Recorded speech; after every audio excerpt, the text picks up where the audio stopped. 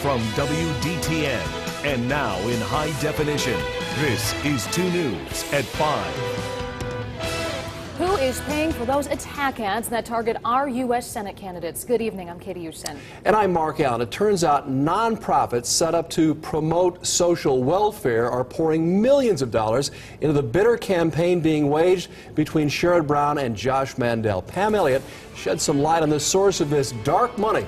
It's our top story at 5. Pam. Well, you've seen the ads, attacks on both candidates, and what's disturbing is that neither candidate seems to know who's contributing all the outside dollars that make the ads possible. The Sherrod Brown campaign says it's being outspent 4-to-1. We're talking millions and millions of dollars, and it points to ads like this. Today, Sherrod Brown, he just votes the party line.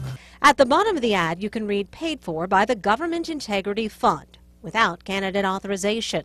So who is behind the Government Integrity Fund? ProPublica, an organization known for award-winning investigative journalism, reports GIF is run by a state lobbyist who employs a former top Josh Mandel staffer, Joel Ryder. You might recognize him. A Sherrod Brown ad targeted Ryder, among other employees Mandel hired when he became state treasurer. And this ad was approved by Brown.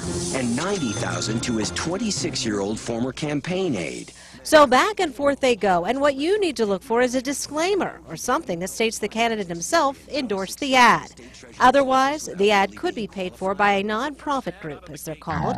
They don't have to reveal their donors. This was a U.S. Supreme Court decision. It's bigger than Ohio. I mean, it's a national issue, and I think you bring up very good questions, but this is a national issue.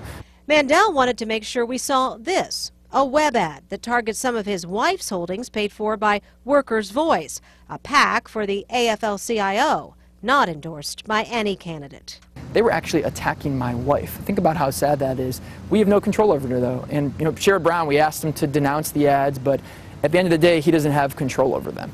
Something on which the two campaigns agree. They can't associate with donors to political action committees, whom they may or may not know, creating what ProPublica called dark money. We don't coordinate with any of these organizations whatsoever. Do you have any communication with him? We don't coordinate with any of these organizations, and I have not talked to him for a very long time. And you don't know if he's even involved with Government Integrity Fund? I have no idea. You'd have to ask them. Well, we did find Joel Ryder listed as being on the team of the Government Integrity Fund. Tried to contact him by phone and email and have yet to hear back. Pam Elliott, 2 News.